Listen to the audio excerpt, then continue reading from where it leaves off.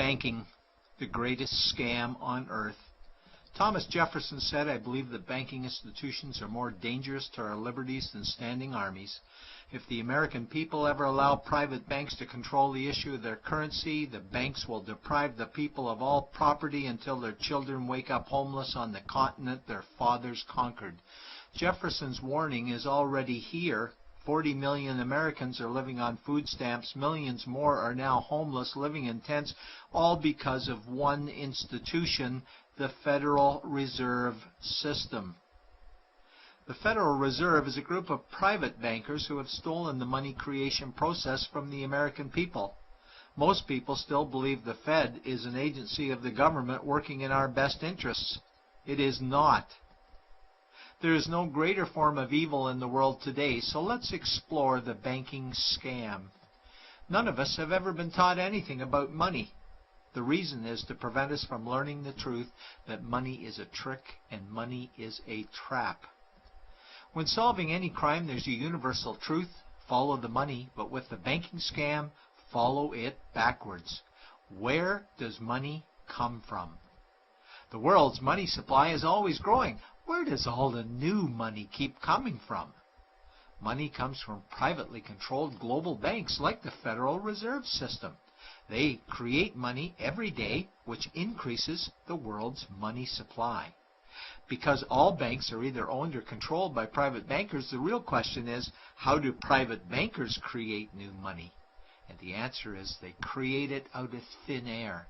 Bankers create money out of nothing. They make it up. It is a fiction. Wow. Godlike power to create something of value out of nothing. A stroke of a keyboard and money is created.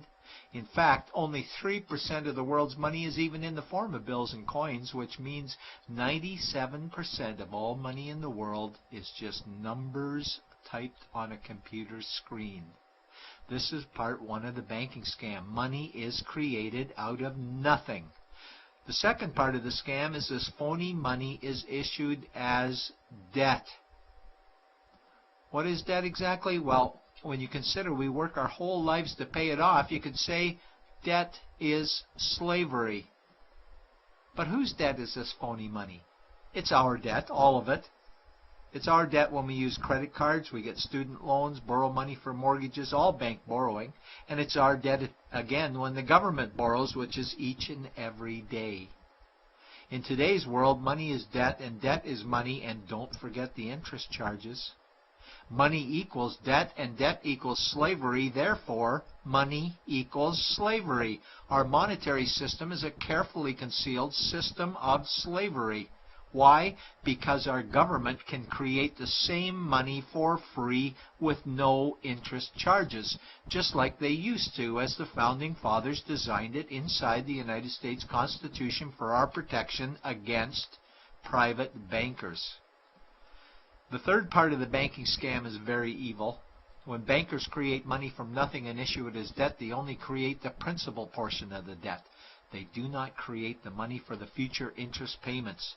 There is not enough money in existence for all of us to make our interest payments. In fact, our money creation system is even mathematically impossible. Money issued by the banks, principal debt, does not equal the money demanded back to the banks, principal plus interest.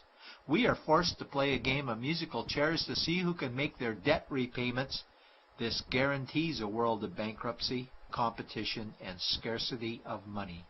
For example, we go to the bank to borrow money for a house, let's say $100,000. The moment we sign the loan document, the bank creates the money out of thin air. A $100,000 debit gets registered for us and a $100,000 secured credit for them. Then one of two things happens. Either we give the bank 30 years of labor making house payments totaling $300,000 for the original $100,000 we borrowed, or the bank takes our house. The bankers get either our labor for life or our house, and often they get both, all from money created out of thin air and issued as debt, for money made out of nothing. This is why all the bankers end up with all the assets. The fourth part of the banking scam is inflation. People think inflation is prices and costs increase. A better answer might be the value of our money always goes down. Inflation is created every time the central banks print money, which is every day. Where does all this new money get its value? The answer is it steals its value from the existing money supply, where our savings are. Our savings are disappearing because of the new money they're printing. If money creation was in balance with goods and services, there would be no inflation. Prices would stay the same. But the reality is banks always print money, driving prices ever higher, which steals the value of our savings, making them disappear. Since the private bankers created the private Federal Reserve in 1913, the United States dollar has lost 97 cents in purchasing power. An item in 1913 that cost $100 in 2011 cost $2,230, a price increase of 2,130%. This is the banking scam. 4 parts. Private bankers create money out of nothing and charge interest on it. There is no money created for the future interest payments, and inflation steals our savings every day. In order for the banking scam to be pulled over our eyes, the bankers need help from the likes of paid-for politicians and appointed civil servants, military-industrial complex, mainstream media, multinational corporations, and the bankers' good buddies. For example, what do our banker-controlled television networks say about criminal bankers? "Oh, bankers are our saviors. Chairman is Man of the Year. He saved the world. Bankers really do deserve their bonuses. They're so smart." And what do our banker-owned G20 politicians say we need to do? That we must save our banking system, and now we need austerity measures, like increasing existing taxes and bringing in new taxes, cutting our social programs, including education and health care, stealing from our pension plans while increasing the retirement age, keeping us working for more years at lower wages while placing our children and grandchildren in debt and servitude for their future lives. We are being lied to that we must go deeper in debt for bailouts, stimulus packages, quantitative easing, saving the too big to fail banks, credit easing, currency interventions, all names that mean the same thing, more debt to us. Is it not strange that the solution to too much debt is always more debt to us? And where is all this money going? It's going to the banks and to the bankers. They are stealing our money right now. 0.1% of the world's population owns 2/3 of the world's wealth. This means that 99.99% of the world's population own less than 1/3 of the wealth, a decreasing amount because these guys are stealing it. We desperately need to wake up to the banking scam. It is time for change. To retake control of our money system, we must stop supporting the banking scam.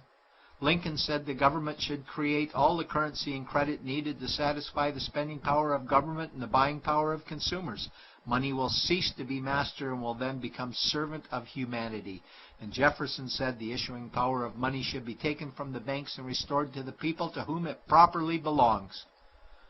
It's a pyramid scheme, and we, the people, are the bottom layers of the banking pyramid.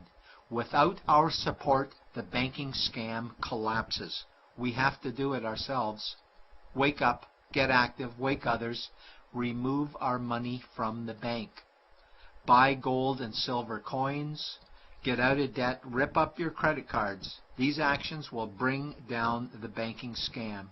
Only vote for politicians who support debt-free money, or run for office yourself, and turn off mainstream media to search for the truth while you still can, and support every effort to end the Federal Reserve System and all the privately owned central banks.